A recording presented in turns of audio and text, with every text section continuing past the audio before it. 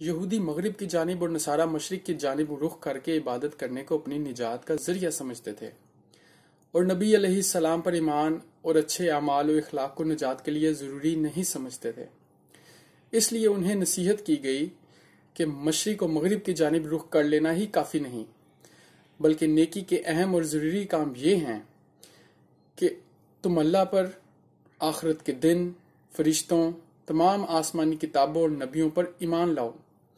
پھر ایمان کے تقاضے اور اللہ کی رضا کے مطابق رشتہ داروں، یتیموں، غریبوں، مسافروں اور سوال کرنے والوں کی مالی مدد کرو۔